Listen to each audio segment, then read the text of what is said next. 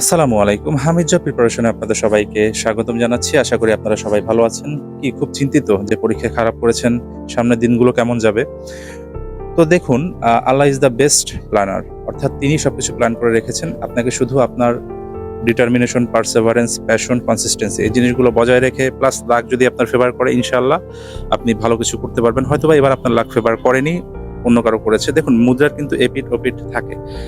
তো সেক্ষেত্রে আপনার চিন্তার কিছুই নেই। আপনি আপনার যে এলিমেন্ট গুলোর কথা অথবা যে ইনগ্রিডিয়েন্টস যেগুলোর কথা আমি বললাম সেগুলো আপনি জাস্ট আ বজায় রেখে কন্টিনিউ রেখে আপনি পড়াশোনা করে যান এবং সামনের দিকে এগিয়ে যান। কি হলো পিছুটান এগুলো দেখার দরকার নাই।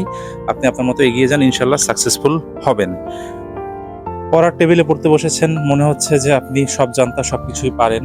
আপনার কোনো কিছুই ভুলভ্রান্তি নেই। যার কারণে আপনি রিভিশন দিচ্ছেন না। আপনি দিনের পর দিন মনে করছেন যে আমার পড়াশোনা সব কমপ্লিট, পরীক্ষার আগে কয়েকদিন পড়ে পরীক্ষা দিয়ে সব শেষ করে ফেলবো।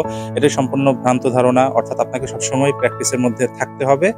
আ যারা সবসময় প্র্যাকটিসের মধ্যে থাকে মনে করে আমি কম জানি, আমাকে সবসময় জানার মধ্যে থাকতে হবে, না হলে ভুলে যাব। তো তারাই কিন্তু জীবনে সাকসেসফুল হয়। তো তাই সব জানতা হওয়া যাবে না। আ অলওয়েজ হচ্ছে আপনি আপনার যেটা রিভিশন সেটাকে আপনি মেইনটেইন করুন। ইনশাআল্লাহ ভালো কিছুই হবে। তো নিজেকে অন্যের সাথে কম্পেয়ার করা বাদ দিয়ে দিন। অর্থাৎ একজনের হয়েছে, সে সব পারে, আমার হয়নি, আমি সব পারি না। বিষয়টা কিন্তু এমন না। দিন শেষে আপনি যত কিছুই পারেন না কেন, আপনাকে কিন্তু প্রমাণ করতে হবে আপনি কি পারেন। তো সেক্ষেত্রে সেটা আপনি যে কম্পিটিশনের মধ্যে যাচ্ছেন, সেখানে কখনো খারাপ হতে পারে, কখনো ভালো হতে পারে।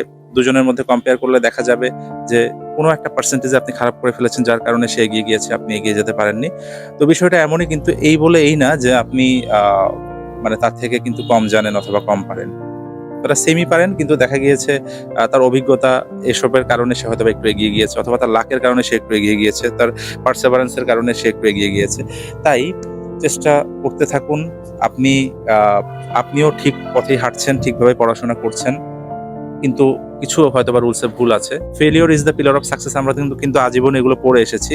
তাই আজীবন যেহেতু পড়ে এসেছি, তাই এটাকে আমাদেরকে মানতে হবে। তাই আপনি আপনার মানে সাকসেসফুল হওয়ার জন্য আপনার কি ভুল ভ্রান্তিগুলো আছে সেগুলোকে সংশোধন করুন, ফাইন্ড আউট করুন। তাহলে দেখবেন ইনশাআল্লাহ আপনি ভালো একটা কিছু আ মানে করছেন অথবা আপনি সাকসেসফুল হচ্ছেন। যাই হোক, সবার জন্য শুভকামনা থাকবে। সবাই ভালো থাকবেন। আল্লাহ হাফেজ।